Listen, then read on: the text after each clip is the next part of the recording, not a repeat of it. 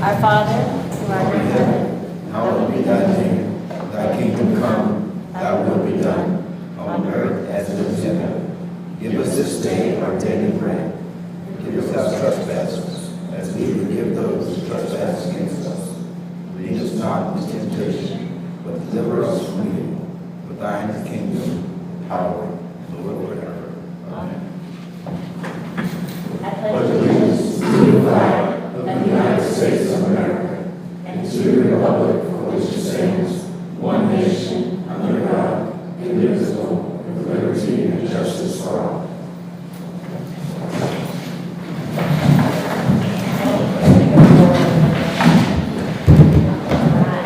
Thank you. Mr. Superintendent, do we have any citizen comments on agenda items tonight? We do not. Awesome. All right, moving along to consent agenda. Are there any items from the consent agenda one would like to move to action items tonight? Madam Chair, I just have a question, Okay. and that is when I am looking at this equity update, it's hard to tell what the equity looks like on the ground here in Hendry County because it integrates the statistics and data from the K-12.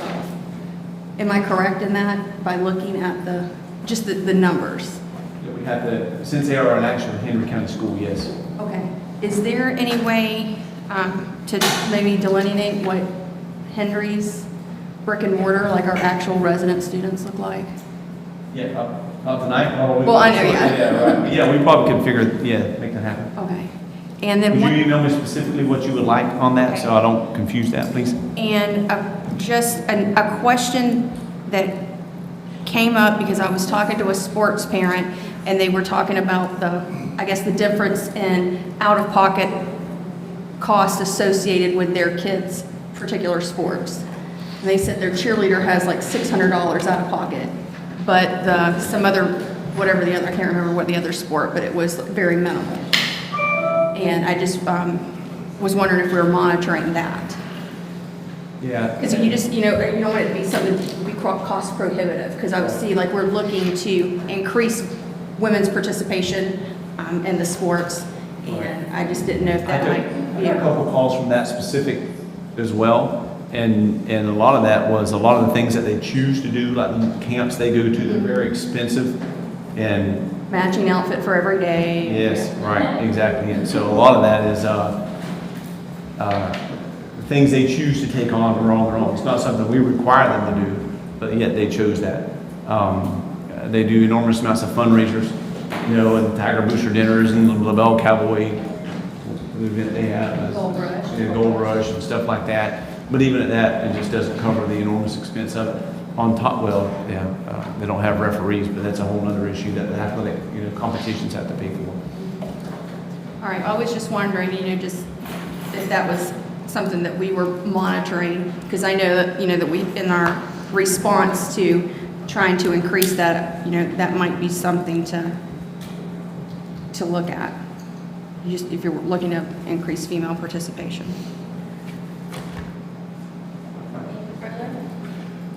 Maybe a little discussion on K. Yeah, just Yes. So for K, again, this goes back to the proverbial conversation that we're having. When you build a school and a footprint for 900 students and you put 1,480 students in it, lots of things happen, like the cafeteria is no longer near as big as it needs to be. You can no longer hold assemblies in a gym because it can't hold but half of your student body. And one of the things that it also will not do is allow all the students to park that want to drive. They filled up the student parking lot, the teacher parking lot, and they're still parking in spots that we're having to come up for them. Mr. Busey got with the county, and actually everything from our chain link fence, by the way, out to Caldwell Way is county property. It's not school board property. And so he secured, they basically are granting us the use of that property for a student parking lot. So this is the agreement for us to do that and the legalities of that to make that happen. We will have to move the fence. We're going to add some millings, a little bit of a culvert for the students to drive in the little ditch and stuff like that. but a very affordable way for us to put a Band-Aid on that situation. Which means that we have more students coming into the high school, and it's already a real log jam out Yeah. there now. I went to the safety committee meeting 2 weeks ago, and again, stressed the importance of getting a left turning lane to go into the high school, because we're backed up past Collinswood every day of the week. That's right. And it's a mess. But as long as we're discussing that, or we're talking about the high school front, you know, last year we met, and Mr. Busen was there, and we had the county engineer there, and we talked about the front of LaBelle High School, and they put in that turning lane in front of the high school, if anybody's familiar with that. It used to be you went in for parent pickup, you went into the front of the high school, there was a little loop, you pulled around, you dropped your student off, and then you pulled out. But again, people were backed up in both directions, either left turn trying to get in there, right turn, they're in the grass, and so forth. So last year, the county engineer laid out an extra turning lane. So when you pull into that road now, you can go to the right, or you can still go around the circle, but you can go to the right. There's 2 lanes for people can get dropped off a lot faster at the high school. So that's great, and we appreciate that. The problem is now, when you take that right and you go back out to Cowboy Way, the buses and the parents are in those same turning lanes. Now, the reason the circle worked well is because you could only make a right turn. So when people came out, they had to go to the right. But now, we got the buses and we have the parents, and there's no regulation that says we have to make a right turning lane. So what's happening is a parent will back up because they want to make a left. Well, they got to wait for the traffic this way, then they got to wait for the traffic this way. They're backing up the buses, they're backing up everybody until they can get out.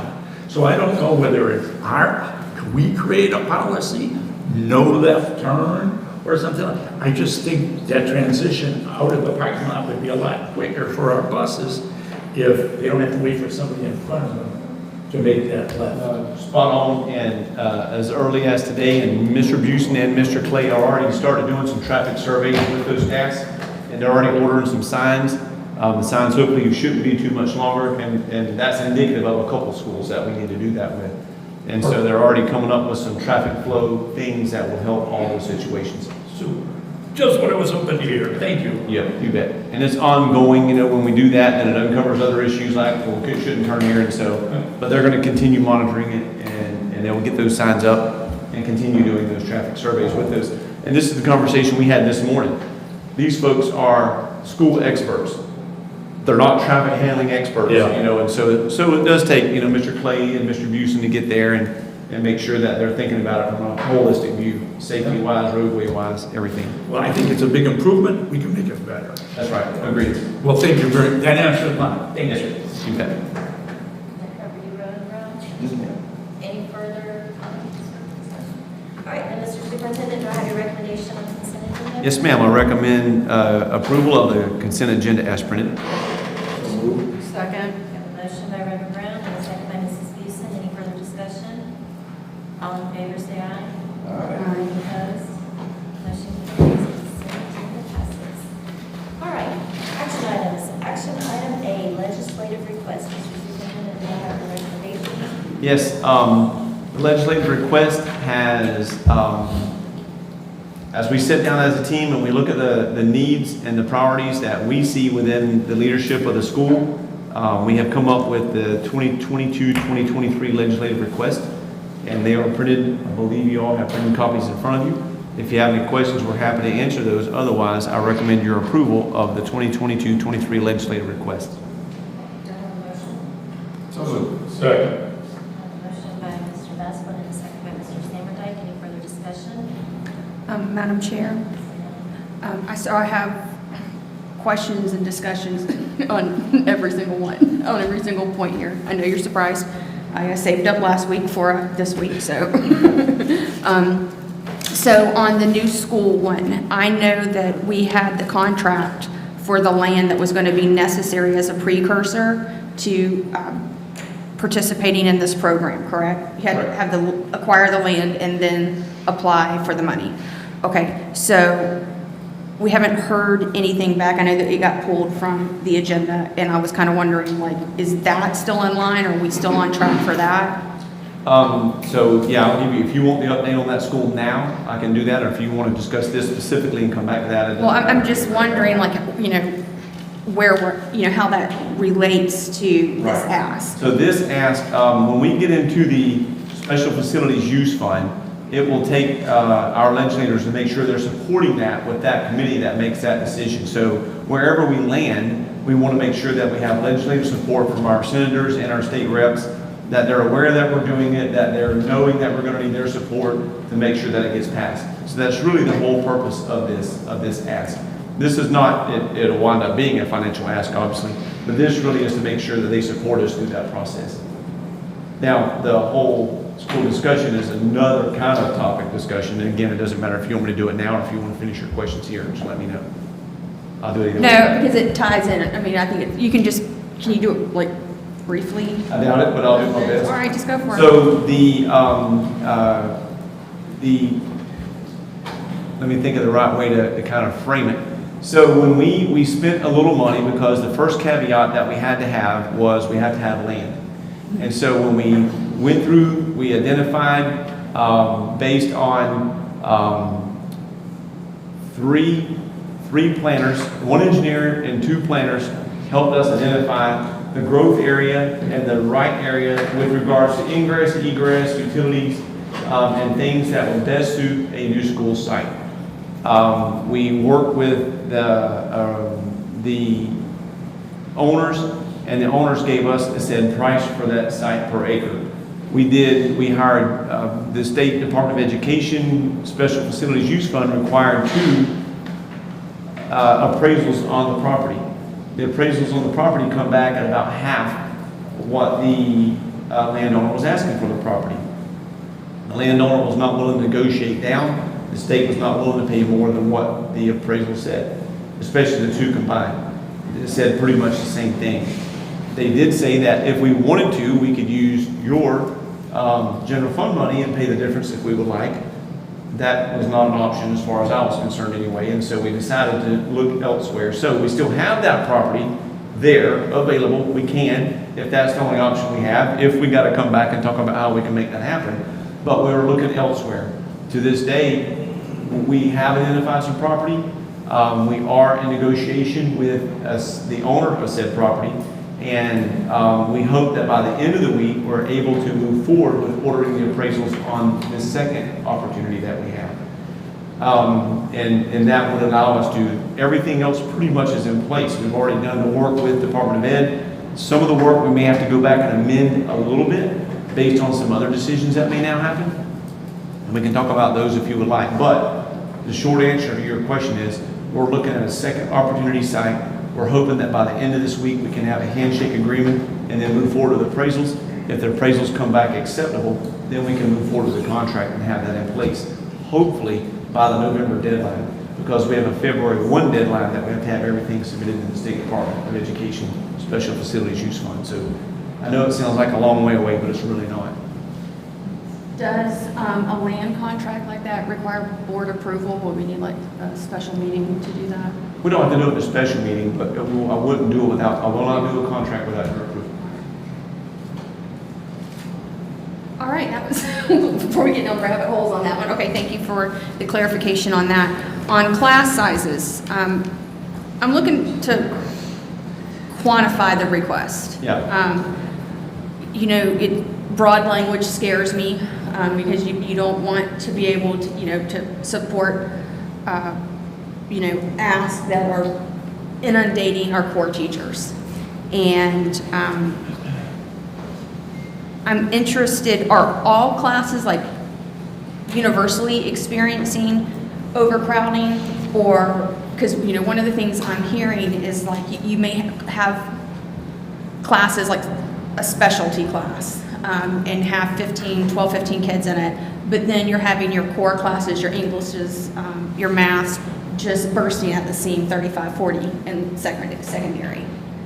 And so I was kind of like wondering what kind of like alleviation you're looking for, what, Yeah. what kind of levels of So, yeah, good question. And so this goes all the way back and to a nationwide epidemic of struggling to hire enough teachers to fill the spots that we have. A byproduct of that is we know that we couldn't hire enough teachers this year. We made a conscious decision to make sure that our students were in classes with teachers. And so the positions we couldn't fill, we froze. And what we're doing is we're just consciously putting those students and busting class size. We're aware of that. Through the colleagues that I have around the state, the conversation that we're having, we're just scratching our heads a little bit, and we're all just kind of making sure that we all look at the same legislative request of, you know that we're in a nationwide epidemic with not being able to hire teachers. You know that we can't hire enough teachers here. Please don't turn around and bust our chops financially because we can't hire enough teachers here to satisfy your requirement of class size numbers. And so that's kind of the oversimplification of it.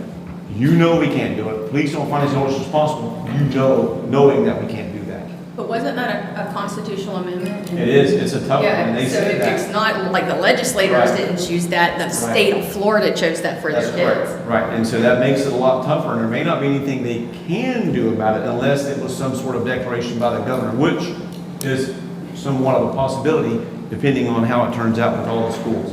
The other part about that is last year we changed all of our schools to school designation to school choice, to where how they look at it, we no longer look at it on a per class registration. We look at all the third grade development growth and so we can run averages. That will help us. And so even though we may be high in some, the other ones are okay, and minus one student in another, it won't hurt us like it once did 3 years ago with regard to how they calculate that class size. So we believe it'll be minimum impact here, but we wanted to make sure their voices was heard, with our colleagues throughout the state that, they need to take measures not to hold us financially liable if there's anything they can do about it.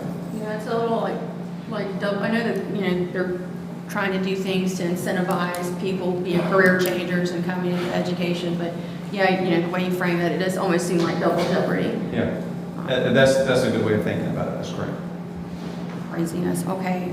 But I just wanted to make sure, just reiterate that when we're pushing for this, that we are not further, drowning our core teachers.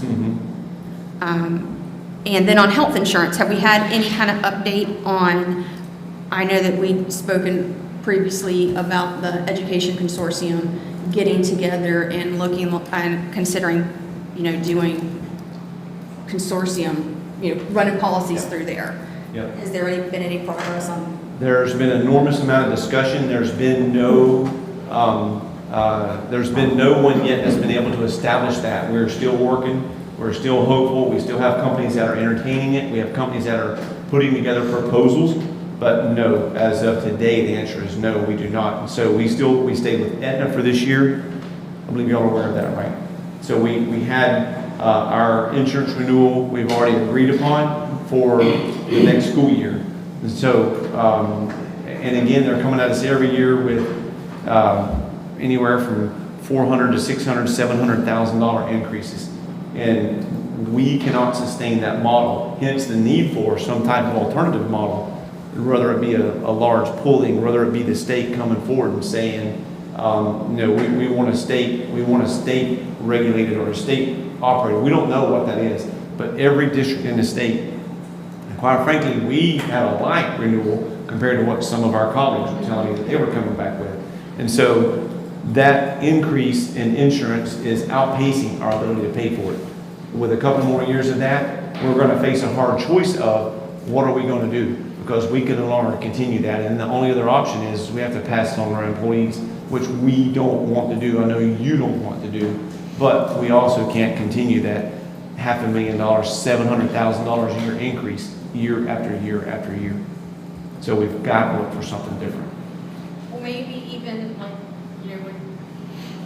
to offer, I love offering specific suggestions, but even, in the legislative pitch, talk about the partnering with the education consortium, and even if you have ones that you don't want to partner with, say us and DeSoto are a good fit together, and us together can, we're right there with those numbers, like not having to include everyone, like being able to, I guess, cherry pick your partners, and maybe possibly talking about like piggybacking with either municipal plans, like our municipalities around here, or the county, and like maybe working together, all in Hendry County team out. The key is you gotta have enough bodies. You gotta have a lot of bodies to buy down the cost. And so that you're right, until we get enough bodies and for whatever reason, the people didn't jump on board as I expected them to. Hopefully, and everyone is feeling the same steam. And so hopefully this will catapult everyone into wanting to do something more aggressively.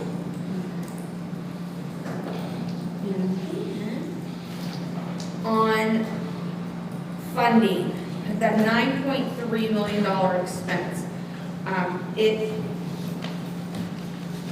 have a lot of questions on these last two. So it says that it's an expense that we incurred, but we have not paid it to DAOF. So if they don't give it to us, if the state of Florida doesn't give it to Hendry County School District, are we liable for, are we on the hook for that going to DAOF? No. All right. In other words, are they gonna make us pay it? The answer is no. If we can't pay it, if we don't get the funding from the state, then the answer is no. Do you understand why it's there? I wanna make sure that's there. Help me, please give me some context. So when we, what happened was when we went in, when we do funding, they take those surveys, I believe 3 times a year for the number of students in FTE that they pay us. When they do the early one, which is at the beginning of the year, that's based off of the projection from the following year. And then the second 2 are the actual cheeks and seats is what we get paid for on those. When we did the projections and then COVID happened, then everyone dispersed that year. When we started school that following year, tons of students and families had went to alternative means of education. And so the projection for the DAOF was around the 2,000 mark. They started the school year off with 7,000 students. And so that 5,000 student mark that they was only projected at 2,000, they didn't get paid for until the second calculation came in, and they counted the cheeks and seats. And so there was about a 5,000 student gap there that they provided funding, they provided the teachers, they provided the grade, they provided graduations and everything for their students that they never received any funding for. The state did go back and pay FODS and others that had that issue, but for some reason they did not fund this one. And so simply we're asking them to pay for the increase of students that we did have as they have paid other virtual online companies.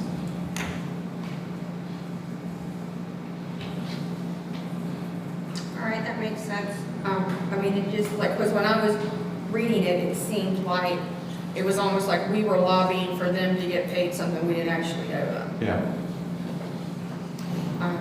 So, all right, and then moving forward to the enrollment cap.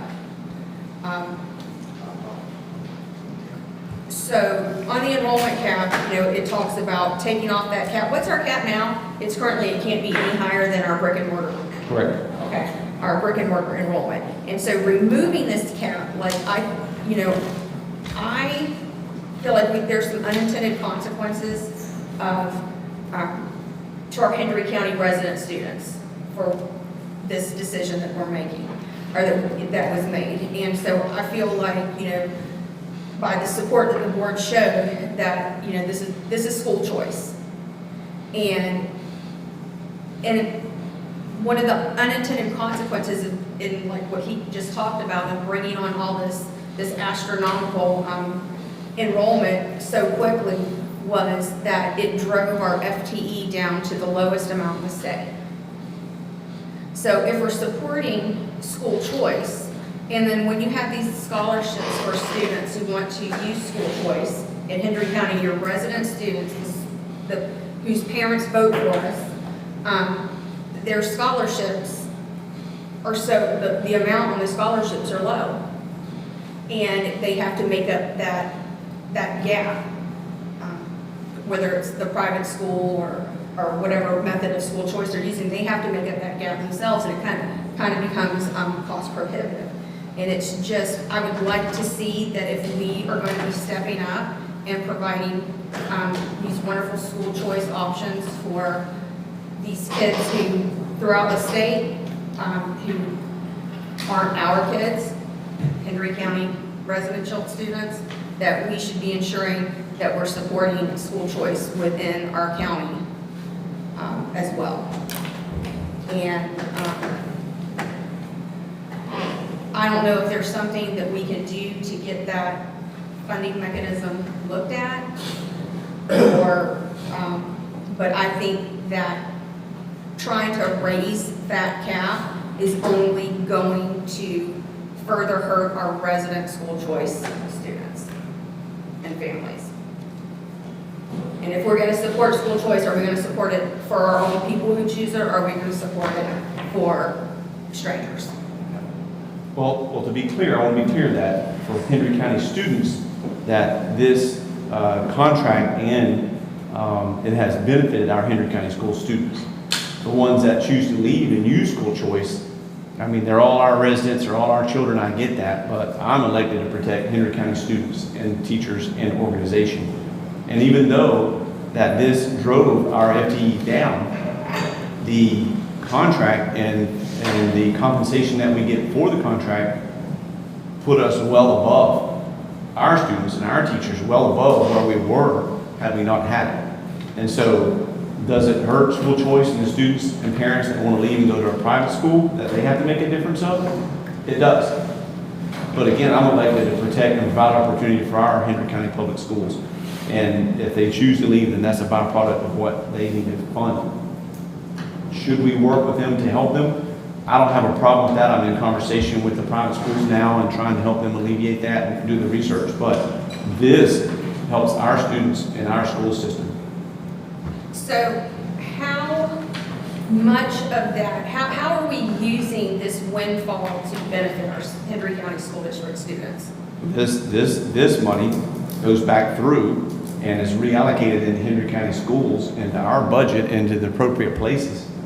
And it was an enormous benefit to our students this year and to our teachers. It provided an enormous amount more funding for things that if we didn't have, we would have been in bad shape this year. General education, is it general fund or is it categorical? It's a combination thereof. Well, what are we looking like at general fund that we can spend on anything we want? Well, it's a little bit caveated from that because a lot of this economically has to be done through the virtual, and then it has to be used for computer sciences and things like that. And so it puts roughly, what was the number this year? Shy of $2 million, right? That we took, what was the percentage from DAOF? Yeah, it was $2+ million. And that's a pretty sizable chunk of money. And so that took our money, what would have been, even though the numbers drove us down to the lowest in the state, when you add that back to and redo the math, it puts us up above well over half. So we're in the top half of the state in the funding that we wound up getting. I'm trying to do that math, like just, rough math, rough Yeah. calculations based off of the FTE versus estimated enrollment, and I'm not seeing. Yeah, it's there. It's a little bit cryptic. It's a little bit algorithmic, but it's there.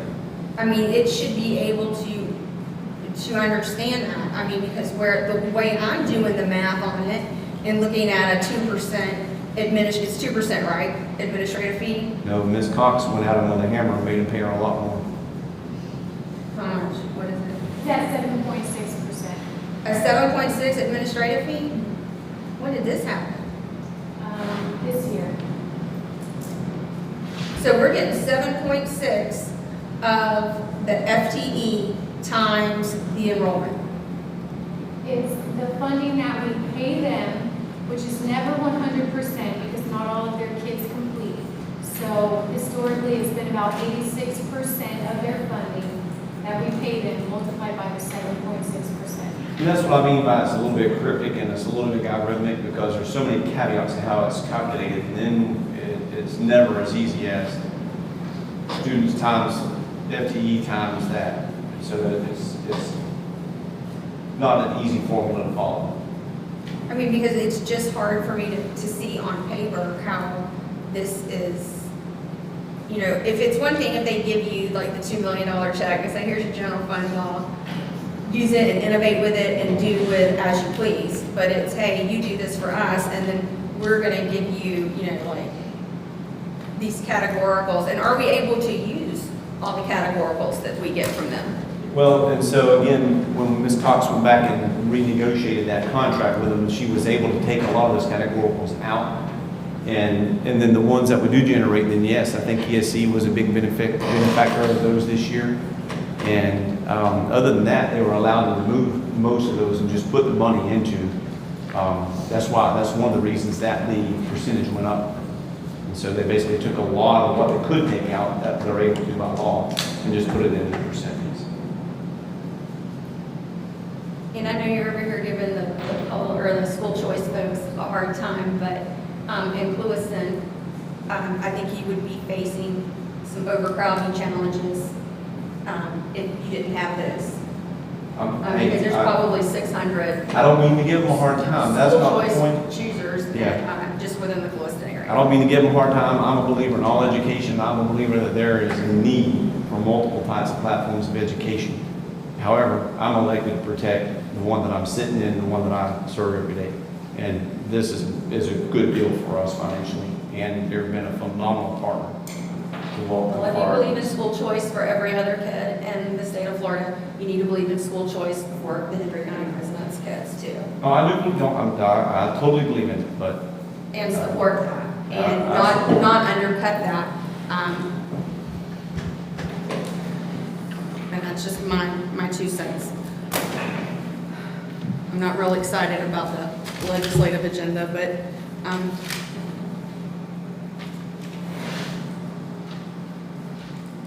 that does conclude my comments. Any further discussion on legislation requests? All right, do I have a motion? So moved. Second. Motion by Reverend Brown and a second by Mr. Standerdike. All in favor? Aye. Any opposed? Nay.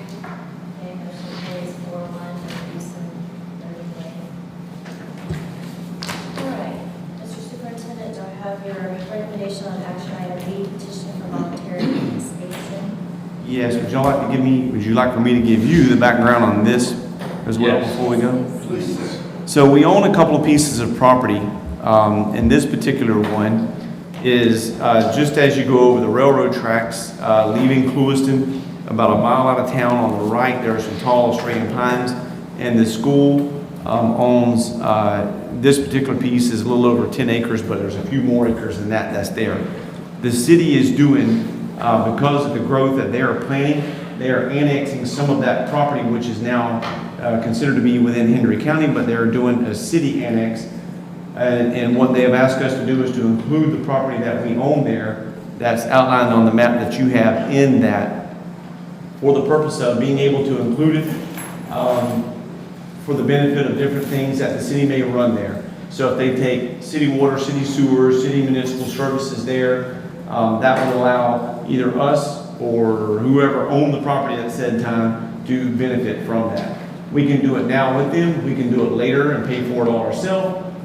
Most of the expense here has been offset by our neighbors who have gone through a lot of the expense in getting it prepared for the annexation. It doesn't change anything with regards to our ownership. It really benefits the future use of the land and the development that'll be around it and who would want to use it and what services would be available to them. So with that in mind, unless you have questions, I would recommend your approval of the petition for voluntary annexation. Have a motion? It certainly would increase the value of it with those services. That's correct. Sewer and water, is that what you're thinking? That's correct. If it's there, as well as it could be garbage pickup, the city police, anything else that the city would offer with regard to a city service.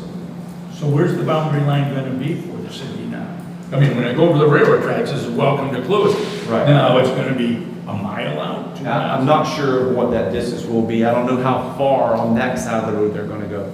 I'm sorry, I just don't know the answer. That's okay, we're moving the signs for sure. Right, yeah, move the boundary, do something there, yes. Thank you, sir. Yes. Okay, do I have a motion? So moved. Second. We have a motion by Reverend Brown and a second by Mr. Vasquez. Any further discussion? Okay, all in favor? Aye. Opposed? Motion carries. Mr. Superintendent, do you have a recommendation for action item C, school district versus dual rectification agreement? Yes, I will give you the recommendation, and I believe Attorney Shattuck's going to give you any information or explanation that you would need, but I would certainly recommend your favorable consideration and approval of the school district versus Jewel representation agreement. Do I have a motion? So moved. Second. Motion by Mr. Baslin and a second by Mr. Samardike. Any discussion? I would like to hear a little bit from our attorney regarding this. That's correct. Thank you, Chairwoman, members of the board, and superintendent. So at our workshop before our board meeting a couple of weeks ago, we had a brief presentation from Mr. Joel Wright, who's one of the attorneys who's been representing school districts around the country in the litigation against Jewel and Philip Morris. He presented some information to the board on the vaping epidemic, how it's impacting school districts, and how some school districts, many actually, are joining litigation for the purpose of potentially getting a settlement that could be used to help the school district out with the expenses of fighting the vaping epidemic in our schools. And this representation agreement would be the board agreeing to the attorneys therein to represent them in filing this lawsuit on behalf of the board. There are several attorneys listed in there. It would be based on a contingency fee that would be 25% of any settlement. I think it goes up to 30% at some point, and that's the cap. And that would be just if you receive a reward. If you do not receive a reward, they do not get paid. So the school district would not be liable for any expenses with this litigation, including myself. I would be under that as well. So you would not have any expenses from me involved with the case either. So it should be no risk or money from the district to participate. And I'm happy to answer any questions you have. What kind of level of participation would you anticipate? Whose participation? Like your participation? My participation? I've been in contact with the attorneys who are litigating the case pretty frequently, so they give me a lot of status updates. And then just in terms of if we get to the point of having a settlement agreement, being involved with the settlement agreement, or, if we get to have to do any other kinds of decisions, I think what we're anticipating is more going a settlement route. Madam Chair, I do have a question for the attorney. Says 25% of the monetary settlement, and then it also says 25% of any non-monetary settlement or recovery. So what would be considered non-monetary Yeah, let me look. under fees? Number 6. Item A.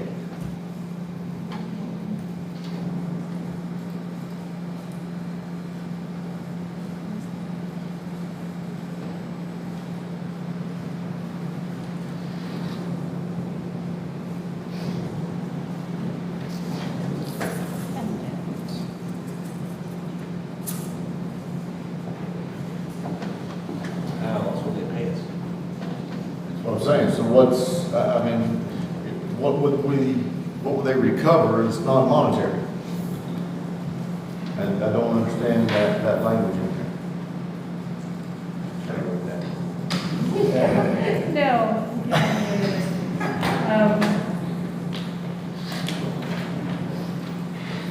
So if you look at, which page am I on? The top of page 4, it says that the contingent fee is calculated by multiplying in the gross recovery by the fee percentage if the client and attorney disagree to the fair market value of any non-monetary property or services. The attorneys and clients agree that a binding appraisal will be conducted to determine this value. So I think that what they're anticipating there is, for example, if it's something that's rewarded that's non-monetary, such as some services or vaping detectors or something like that, that we would agree to what the value of that is.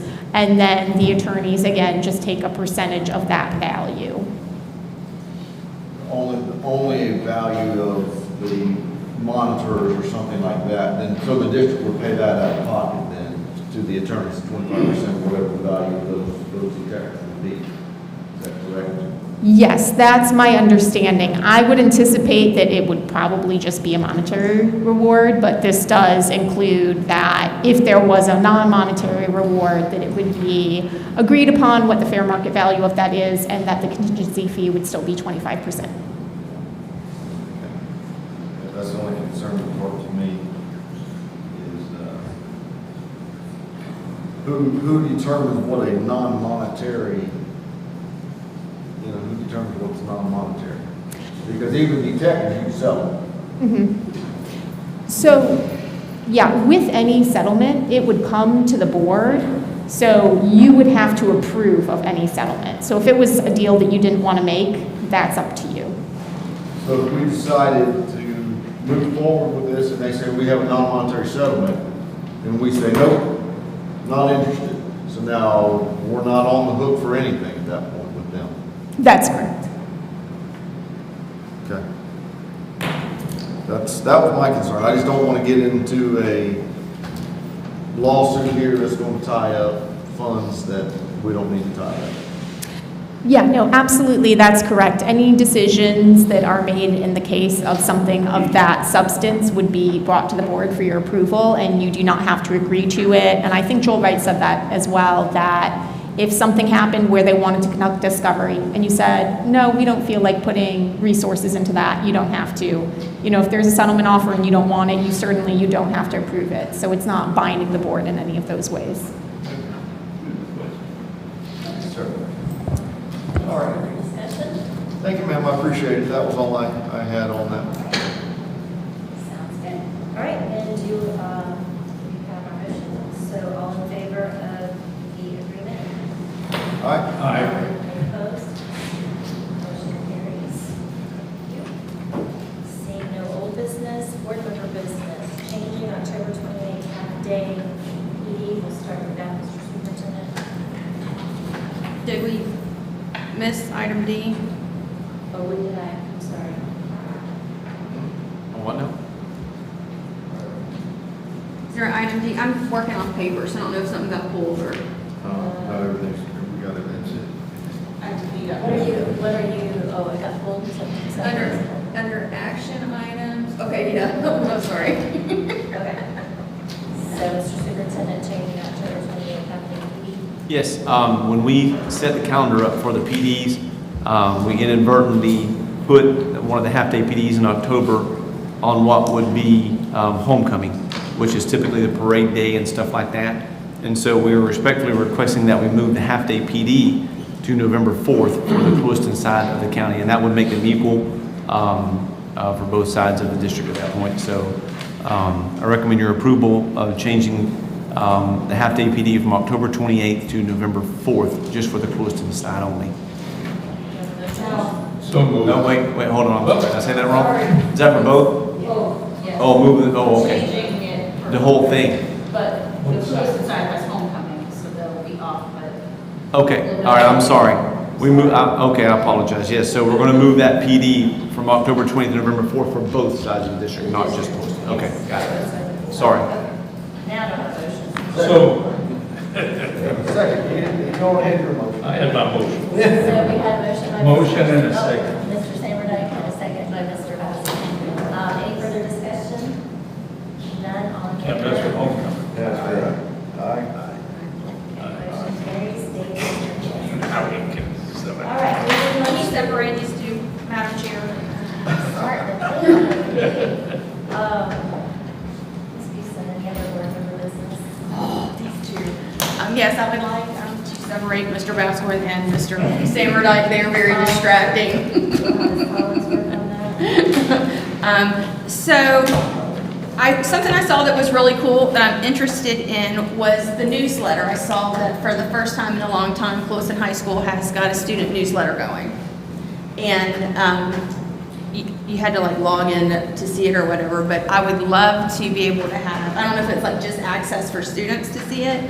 I tried logging in, but like didn't get, but I would love to be able to check that out. And I didn't know if like any board members also would like to be able to, I think that's awesome to be able to see your student work like that.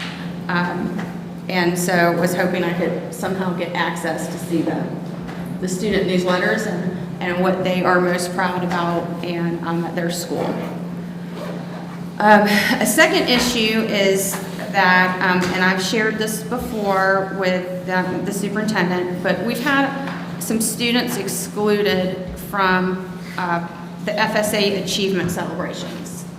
And, you know, we promise our kids that if you deliver at least 1.5, whether it's on your ELA or your math or your science, when you get 1.5, you get to ride on the limo bus and go and have the lunch with your friends. And we had a kid who was excluded because he chose school choice. And then another one, it was a kid with an IEP, and he was at school that day, but he did not get to, he was in, I think he spends time in maybe a self-contained room, and did not get to participate. And it was, the parents were like really fired up about it. And I can imagine, like goodness gracious, if I tell my kids something and don't deliver on it, they hound me and remind me about, you know, the one time that I left them hanging and don't remember the million times I've come through. But these kids have really, I mean, and I don't know if there's more of them. These are just the two that I've heard of. But it's kind of tough to know that we promise them something and they deliver on it, and then we don't deliver for them. And I didn't know if you wanted to speak to that, or... Yeah, so at the next meeting? At the next meeting, which is 2 weeks here, we are doing a celebration of students that actually achieved all. I think they achieved files on all. Right, and so I believe, I know at least one of those students will be here for that. So I'm not sure about the other one. I wasn't aware of the other one with the IEP that was missed, but we can figure out where they are and what happened there as well.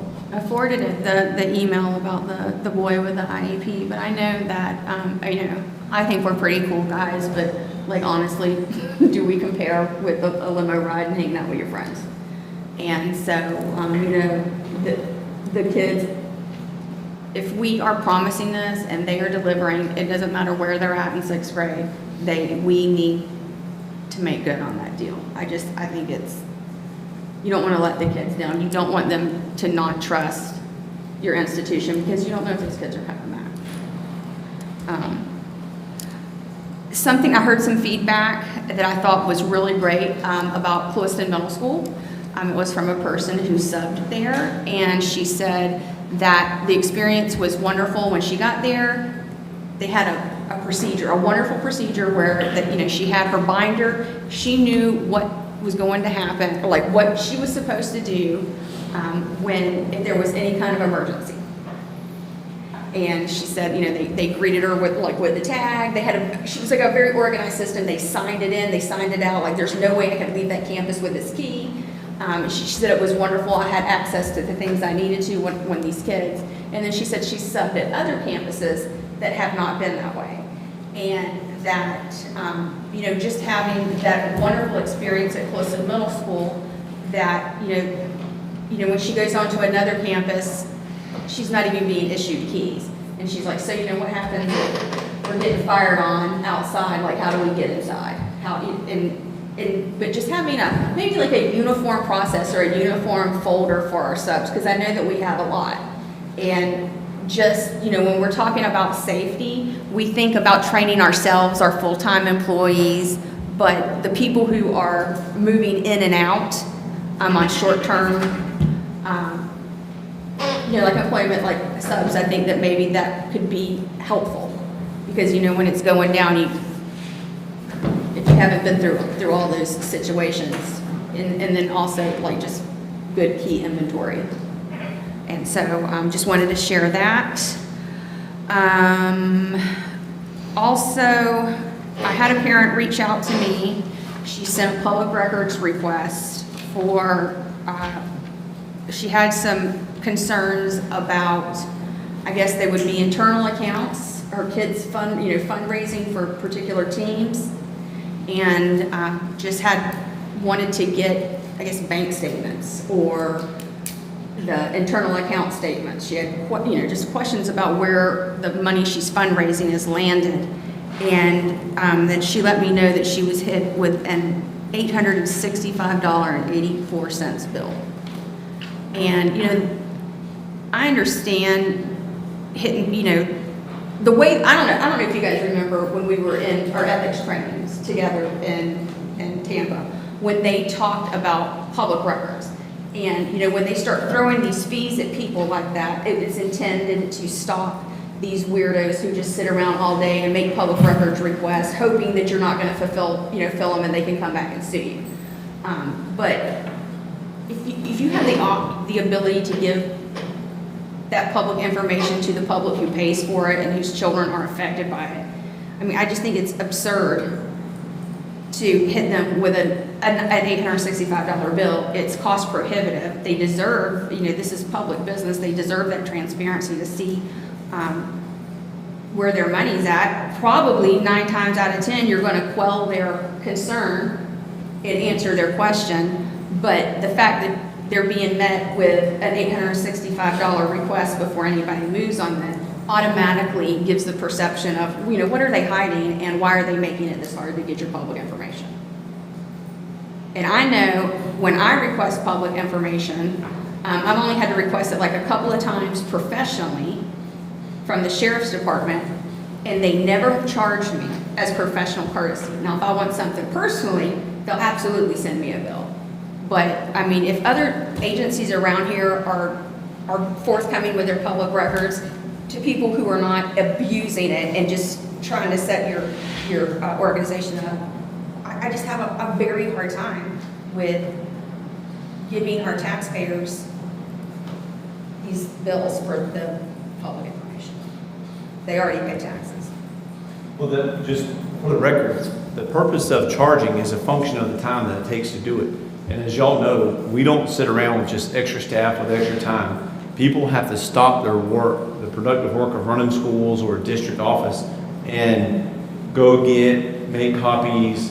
And oftentimes the attorney has to make sure that everything has been redacted correctly, and so we have attorney fees involved in that, and that's why we do that. I would hope that if a person had asked that question, I would hope that as a board, or if they would have asked me, I would have said, did you go to the school? Because the school, did you ask the coaches or the principals? Could you see it there? Rather than coming to the district where we have to go through multiple layers of people to take multiple layers of time and hours back through an attorney, back to them. So I would hope that y'all will support us in that effort and say there's probably a better way to do it than going to the county and asking for a public records request for that, to get what information you want if it's that simple. Well, I didn't know about it until it had come back and she's like, this is the bill that I got.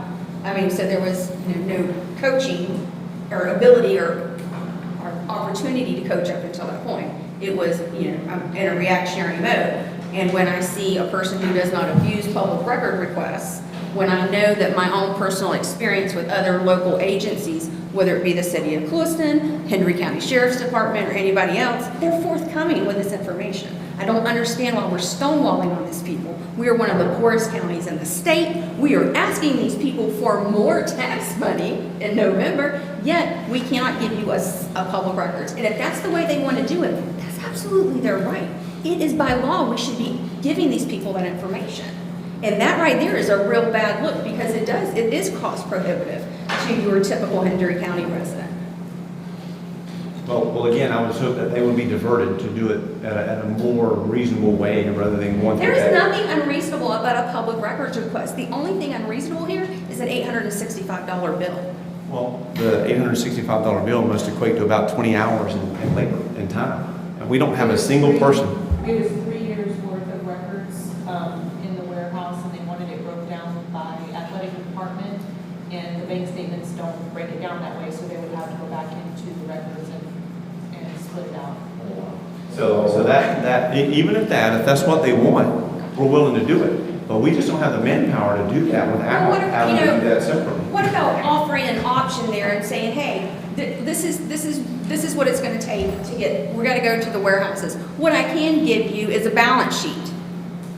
How do we not have this, or do we not have these internal accounts balance sheets on whatever these programs we are that are using that? Probably not from 3 years ago without going to the warehouse and pulling them. So how do we transfer, how do we have a continuity of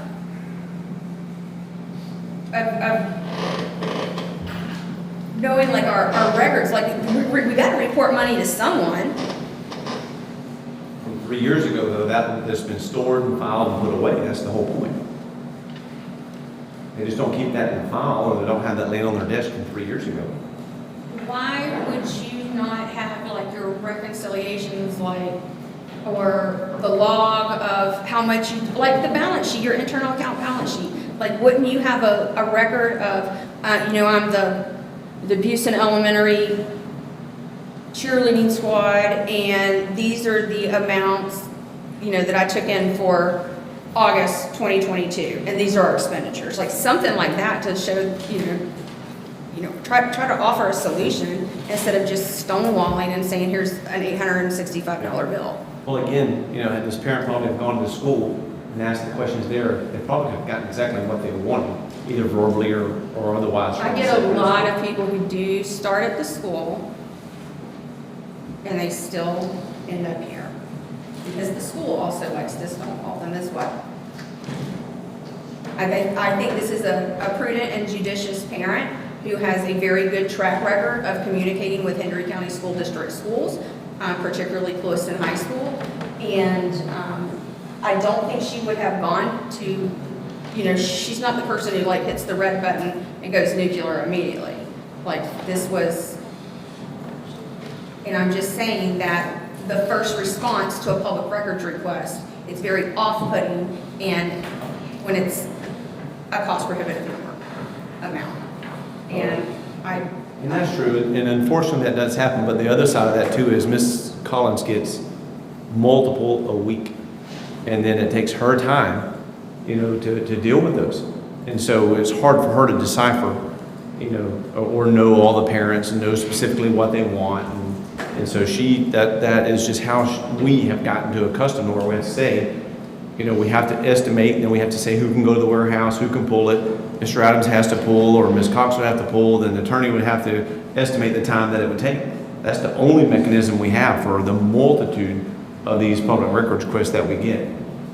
who estimated the time on this one? It's a collaboration, that's what I'm saying. You got everything from Ms. Collins, I believe, I don't know who, there was multiple layers of folks that were involved, because it's not just something Ms. Collins can do. Then she has to go back and then to find out from the school what was, and then so there's multiple layers of people that were involved in it. $865 for a first-time public record requester. Well, The customer service needs to help that person on whatever level that whatever route that she takes to the school district. She deserves, as a taxpayer, a level of customer service to help her answer her question, because that interaction that she had didn't get her any closer or make her feel any better about taxpayers spent than what she got from Clewiston High School. So there's that. Was it athletic money that she had paid in? Fundraising money that had fundraised and kids turned them in. And I'm going to tell you, the reason I'm getting a little feisty about this is because I've read the audits for years, and the internal accounts have been problematic for years. And now I'm sure, and this is not the one who brought it to me, but when we're talking about out-of-pocket expenses for sports, and you're fundraising and bringing in tons of money, but then you're still having out-of-pocket expenses, I mean, I'm sure it's somehow tied into that. I mean, when you're fundraising, and then still pulling money out of your pocket to support that, like, parents want to know, like, where's the money going? And I don't understand why it is so problematic to just show her. Yeah. It's not that it's problematic, it's just our expenses. 20 plus hours of time is. So if she went and asked the school to do it, what's going to change in the whole situation? If they have something that's readily available there, or if she has a simpler question, like you said, maybe modify your question that we have here, then we can do that. But if she wants 3 years worth of records delineated from a warehouse, there's no way around the exorbitant amount of time and energy that it's gonna take to make that happen. But we don't know that. It's a 3-year request. If she just wanted this year's, this past year, it probably would have been a lot easier, a lot simpler. Because I know even as a business, you close out that business year, you don't keep those records in your office any longer. They get put in a file and you get put away.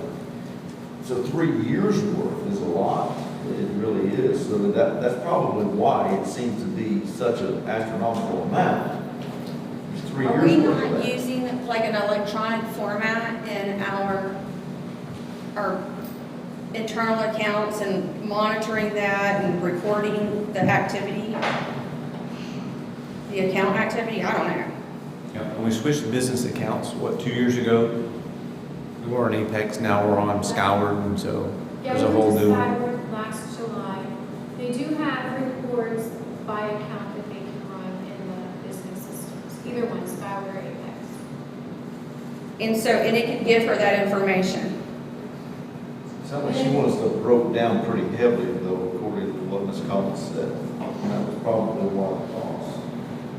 Yeah, I mean, assuming the school broke the account out, which they should have per DOE regulations, they should be able to run a report on that specific account. Just the school could pull it up. They can definitely get the information out of Skyward. For Apex, they might need to reach out to finance.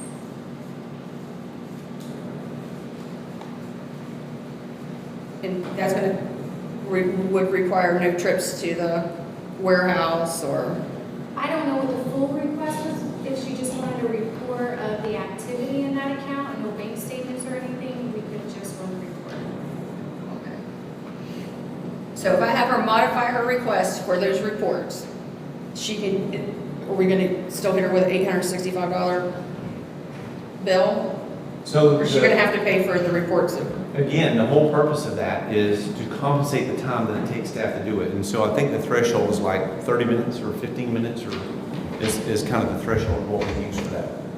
That's correct. The board has a policy on public records, and it's 15 minutes of clerical or IT time. Over that, you start to charge, and you charge the actual rate. So there's nothing exorbitant.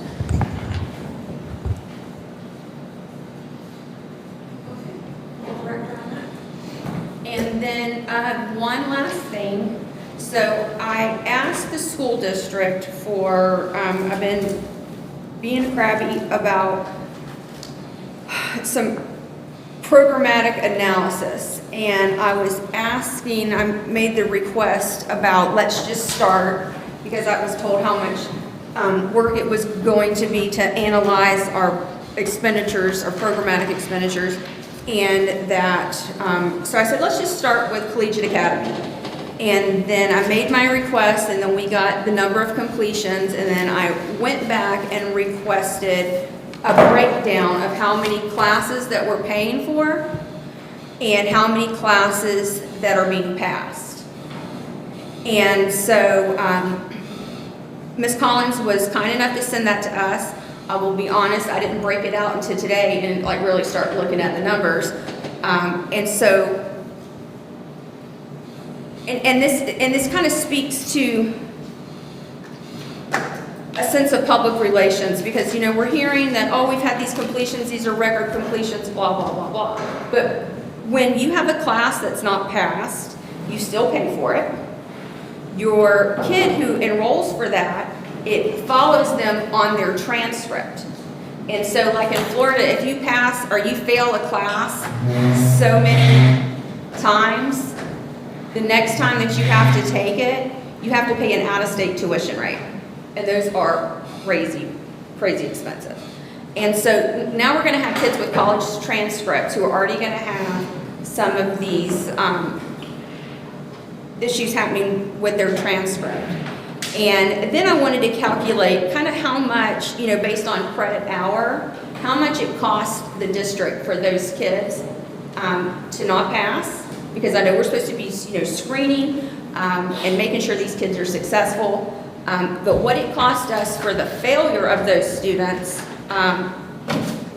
that negatively impacted their transcripts and financially impacted our tax dollars was to the tune of nearly $88,000 last year. And that's wild. And like when you break it down for a 30-hour being an AA, when you're looking at 131 hours that aren't passed, that's like four and a half students AAs. And on one side of the county, and 4.5 students. And so there was some mathematical correction here, but I think, like, you can tell that I teach younger people math probably by my notes. But I wanted to pass that down and show you. This is kind of what I'm talking about. This is what I'm talking about with the programmatic analysis. Because when you're hearing, okay, 34 kids passing, you're like, oh, this sounds amazing because it's bigger than the year before. But when you're looking at it, we're not looking at the information of 4.5, well, between the two programs, 8.5 kids did not, that's, literally like 8.5 kids worth of nothing, or no success, or no achievement there. And I just bring this forward as an example of the need for this program analysis, to, the sustainability, and to also to kind of reframe or to correct the information that was put out, and as well as reframe it to show you what the non-public relations spend, what that really costs us. That's $88,000 we're not going to get back, and $88,000 is going to hang around those kids' necks on their transcripts. Is that for both sides of the county? Yes, sir. You can see, like right here, I did what it costs for the passes, which I love paying that all day long. I'm so happy to write those checks. But then what it cost on each side for the failures. It's 13.1% is the failures, or 131? 131 is a hard number. And that's over how long of a period? That was last year. 131 kids failed last year? Classes. Class hours, it was the class hours. Because so I went on FSWs because I wanted to make sure I can't drill down to see if they're absolutely accurate numbers, but I went on there and found that I went and looked at their tuition rates. And these are, collegiate reimbursement is $113.36 per class hour. And a class, for like a half semester class, is a 3 credit hour class. So one class would be the cost for every single class for our kids, based off of this tuition reimbursement schedule, would be $340. Per class? Yes.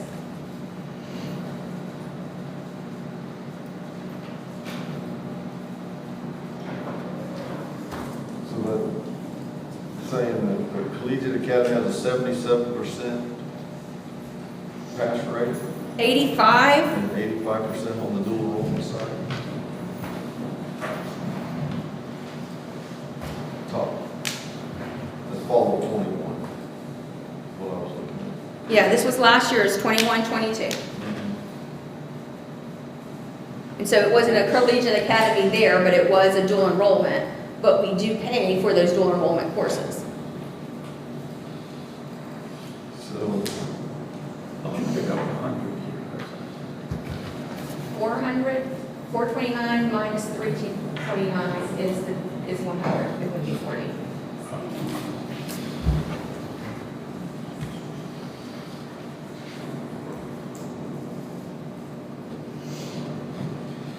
And so I'm not trying to. Passing rates though are well exceeding our failures though. Well, yes, By a long but. shot. Do you think we need to screen people a little bit better? So that's what I'm feeling like, because. I think the program, I love the program. No, the I think program's this provides amazing. things for our students they'll never find anywhere else in our community. We talk about how poor people are in our community, and this is a gift. Absolutely. So if we're just putting too many kids in there. Maybe we're being a little too generous. But I think the program is solid, and maybe we just need to screen it a little bit more. Maybe they need a little higher GPA before they can get in. They take a series of classes. And I know that there's so many kids that are looking forward to Yeah, coming me too. up to these because they are hearing about these kids that are in these programs. And like my son benefited, he was one of the first classes to actually go through 2 years of it, got his associate's degree, decided he went to college, decided after that, for the first semester, said, I'm done, I'm ready to go to work. So, but at least he came out with an associate's degree right out of high school. You know, something he would not have had we not had these programs. No one's attacking the program. The program is amazing. It's doing wonderful things. But if you're one of the kids who get into the program and maybe you weren't screened well before, or you're getting in there and you're over your head, like we were told, because I don't know if you like remember back in the initial conversations, because we didn't realize how successful it was going to be. We were really pioneering this program at the time. And so we're kind of like learning as we went. And then we're like, so what happens here if we get these kids in here and they are drowning? And they're like, you know, we immediately, like, we're going to support them. We're not going to let them drown because this is expensive. And we'll either pull them out because letting them stay in there and get a DRNF is killing their transcript. Or, you know, but it was like the prevention piece was going in there and really good screening to make sure that these kids were going to be able to perform in that. Because you don't want to get them halfway through the year and see them tanking and not be able to help them pull out of that nosedive. But it's showing me there that, you know, possibly 4.5 kids did not have the great, you know, or 8.5 between the two did not have the great outcome or experience that your kid did. And it's not that it's bigger to me than the passing or the succeeding. It's if they do want to go back to college later on and they have failed in that and it has been on her watch, then we're hanging that on their neck. And it would make it more costly for them to move forward. Go back to that again. Yeah, right? What happens when you split the baby? Sometimes some kids rise to the level, you know, that they would not have made, they had not been put in that environment. I think we may be able to monitor, but not to allow them to, you know, to be in the program. I mean, this is a lot of money, but I don't think it's not too much. We spend a lot of money on a lot of other stuff that, you know, we shouldn't be spending on, but these are our own kids. And I would really need some kind of monitoring system, but we should let them try. Sometimes when they're trying, they come up. Sometimes they don't. But I don't know. There's not any answer to it. But I want to see them. I just thought it was interesting when you quantified what the. So what suggestion would you make to rectify and bring improvements on that? So we're not going to get like any kind of help on paying for the kids that are like failing across the board. I would think maybe more stringent admission. As in higher GPAs? Or? Well, I don't know what,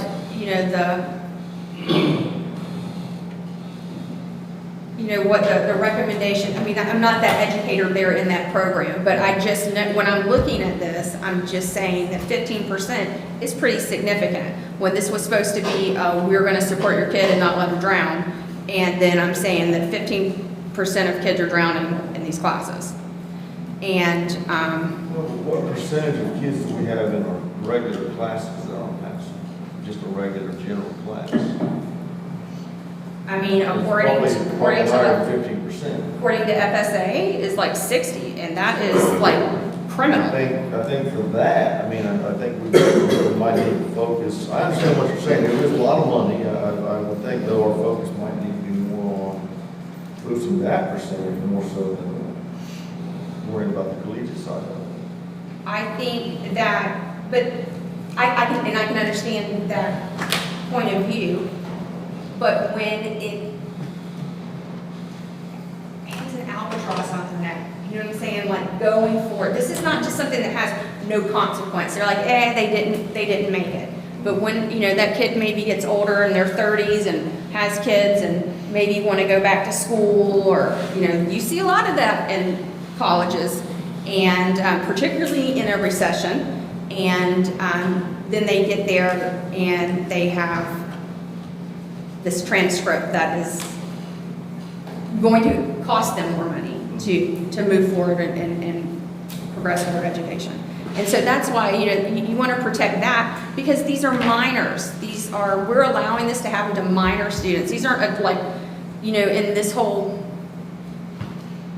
brick and mortar college, from post-secondary, from when we were in school, it was 18 years old and up, or 17 years old and up. And now these are minors that we're allowing this to happen to. So it's a little crazy. So what do you do? What are you suggesting? I mean, if you let them in there and they fail 2 classes and then you pull them? Or, I mean, is that what you're thinking? Or, because, they still have 2 classes failed. Well, Right? I am not an administrator, like on the ground person. What I'm saying is I'm looking, I wasn't even, I was just analyzing this because I didn't expect to find what I found here. I was doing it as an exercise, and it just is now becoming an example.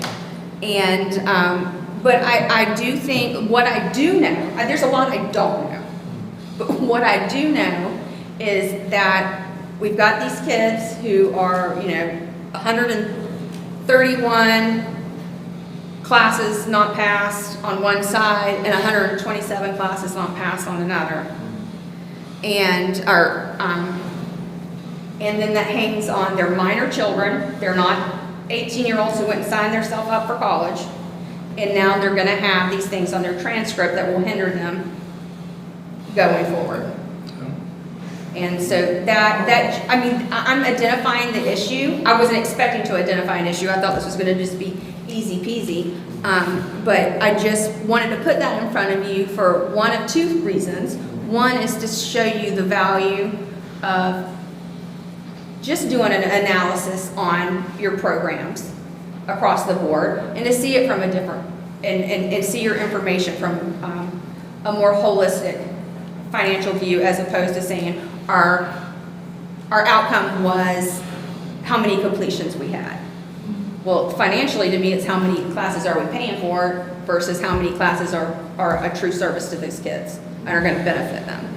And so, I just wanted to bring this forward as an example to support my constant badgering for that cost analysis, and then just to show you I wasn't expecting these outcomes, but I just wanted to put that in front of you, just so you see why it's important to do that, because I learned things in doing this exercise that I didn't necessarily know before. I think that information is important, and I'm glad to see it. We have 2 administrators, one at each high school, whose primary focus is supposed to be supporting students in these programs. And I thought that they were doing a pretty good job, and I met with them and so forth, because I meet with both of those administrators. But maybe we do need to tighten it up a little bit, and I'd like to take that to them and talk to them about it, or maybe you would prefer doing it. I don't want to get out of my realm as a school board member. Well, we've already had this conversation with them. They've already taken measures to start shoring that up. You hit the nail on the head with your first comment, was that oftentimes more so on LaBelle side than Clewiston side, because Clewiston is a true collegiate academy where they go through as a cohort together. In LaBelle, we had a lot of students that wanted to take a college class, or I want to take another one, and the parents said, no, I want to take it too. When Mr. Roquette, before he left, was doing a great job of trying to reel the parents back in and saying, no, we've got chemistry teachers here. We've got physics teachers here in campus. This is where they need to be, rather than setting the students up for failures like this. And so these numbers are already going to be showing a better trend than what you're seeing here. And Ms. Yosis on the Clewiston side has already been doing the same thing, being a little more selective, doing a better job of walking with those students, watching those grades in real time, and not being reactive to that. And so they've already taken some extreme measures for that. Because I see Ms. Ms. Lowe said, with students. I used to see Mr. Roquette calling on students and going over their grades, trying to encourage them.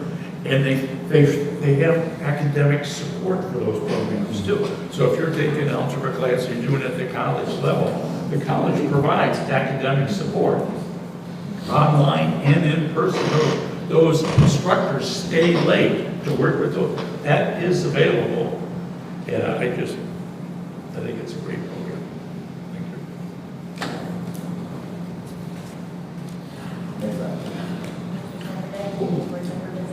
Yeah, just one thing this time. And it's short. I have to tell you, I was very impressed with a parent presentation that I saw. Our administrator of school safety, Deputy Clay, did a demonstration on vaping, and I was very impressed with it. He was detailed, he was informative, he laid out all those vaping pens, things that I had not seen before, and I thought that was a real eye-opener for myself. I'm sure it was for the parents, because I'd never seen all those, and how important that is, and I just thought you did a great job. That's it for me. Just so you'll know, that ties kind of brings nicely to the lawsuit. I believe the number as of today is 11, right? And so we've had 11 students as of today that have THC laced or THC juice or whatever within the vapes. And so if you'll know, last year, remember, we've gone down the policy, and so that's 11 students that will not be back in our school system this year. And so it's THC, it's the marijuana juice. And so, right. Yes, 11 of them that we've caught so far just this school year. It's mainly in the high schools. Well, we're not expelling them, because that would be a board action. So how are you serving those? So what's happening is our partners with DAOF has provided an opportunity for them to do online classes with teachers, and we give them the option. You say, number one, we're going down the road to expel you, or you have the opportunity to join this Hendry County school. That's an all-online school, and you have to feel there are certain caveats of things that they have to do in order to come back to the school in 1 year from now. Pass all the classes, do some online things that address their issues and stuff like that. Yep, so it's working very well. We don't like it. As a superintendent to the board, I hope that you'll help carry that message forward to the people that you know within the community. Parents need to be checking their students' pockets, their students' bags. They need to be talking to their students about the hazards of it, about the negative consequences of what's going to happen to them when they're caught with it. And there's, we said it, we're holding the feet to the fire, and we're not backing off from it. And so we're going to be doing some signage, putting lots of signage around schools. There's some now, but it's obviously not enough. And so they're working on some signage to put around the schools, every class, every hall, every wall, every fence, letting the students know, if you do this, this is bad, and this is what's going to happen. And so Officer Clay did do an awesome job with the video, and we hope that it starts taking effect and the parents start taking it, to heart and having those conversations and being bold enough to check a bag in a pocket when those kids walk out the door. Do we have any type of follow-up system once we, suspended them and tell them that they've got to do anybody like check back, look at them and say, look, this is going to end up, failing? Do we have anything like that in place? You mean for the grades or what specifically? Once you tell the kid you got to sign up, Right. finish. Everybody check it back with them. Right, well, they can't come back until they do those things, so yes, and so Mr. Sanchez has been manning that for us up until this point, and so the school year has just started, 30, 40 days ago, whatever that number is, and so it's almost been a couple of weeks so far that they've been having to deal with. And so they're giving them the online, and so the school, the DOF school, is watching their grades, watching their participation, their behavior is a part of it there as well. And then until they complete all the modules that they have to do about drug prevention, awareness, the hazards, make sure they pass their grades and do all the other things that's set forth, then they can't come back. And so basically the students and the parents have to ensure that they're doing that and present that back to Mr. Sanchez before we'll have a reentry meeting with them. So the vaping is against the law? Oh, yeah. So are they charged outside of school? That's between them and law enforcement. So we haven't had anybody charged, we just got. That's correct. And so the laws have gotten so wonky about how they arrest them and what they arrest them for. We don't keep law enforcement from arresting them, and we don't insist they arrest them for that. And so we say, this is what we're doing as a school district.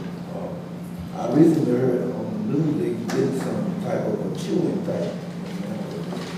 Little They're always ahead of them, that's right, yeah, yeah. And so Mr. Clay has ordered kits, and so with whatever it is, whether it be the candy, whether it be the juice, or whatever they have the ability to test it, and he can tell you within minutes if it's THC positive or not.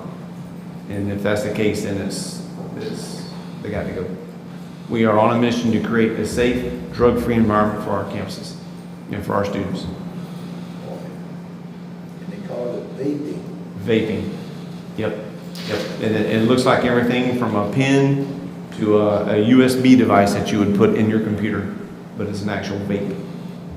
That they get the. And it's nicotine, it's. Well, it's marijuana. It's basically marijuana. It's, I'm not very versed on it. Mr. Clay probably can help understand it better, but the juice gets hyper heated and turns into a vape, and then they ingest it and get the, right. Yes. Yeah. That's amazing. Is that video on the district website as well? I saw it on Facebook, but I know you don't do Facebook, so Yep. working on it. Yeah. So check the district website, you can see the video that you made, because I agree with Mr. Singh, like, I need to watch it, it's I phenomenal. hate the sign, being elementary, but, and it makes smoke. A little bit, not like a cigarette, and a lot of them have not much smell to them. And so it's kind of a unique exhale of smoke, if you will. As a matter of fact, part of what Ms. Shattuck said, they actually sell now vape detectors. And of course, the kids are going, I need to use the restroom, please, in the middle of class. And they go in the restroom and do it. And unless you're there seeing them, it's not like a cigarette smell that you would smell and be able to go to it and tell. But the vape detectors can detect that vape. And so that is a possibility. We looked into buying some, but they are extremely expensive. And so we backed off on buying them. So if nothing else, if we could get some of those from a Jewel lawsuit settlement, that'd be awesome. Yeah, I really hate that they get expelled, but you got to do. That's right. You got to. It's you a, got to school it, instructor. you know, the lawsuit and what we talked about talks about it being an epidemic. It's truly an epidemic right now, and it's the cool in thing for the kids to do. So y'all remember the cool in things that when y'all were teenagers, this is it right now. And they just don't see the harm, and it's, you know, cool to them. Well, they ended up in some rabbit hole, maybe on like Prime Video or Netflix, but they were talking about the epidemic. It was the whole documentary on it, and how the kids, when they did it, did not realize that, you know, because before, you know, we knew for a long time, don't smoke cigarettes. You know, back in the 50s it was okay, but like they were talking about, you know, but you knew there was an inherent risk of nicotine addiction, and that was, those kids didn't know that.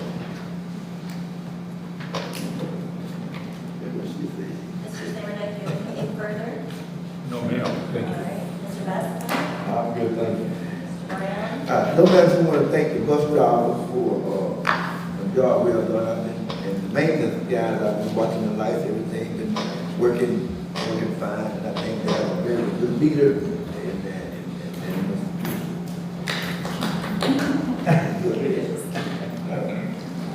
Well, Mr. Zimmerman, I kind of stole my thunder. I wanted to say thank you, Mr. Clay, but we've said enough, so.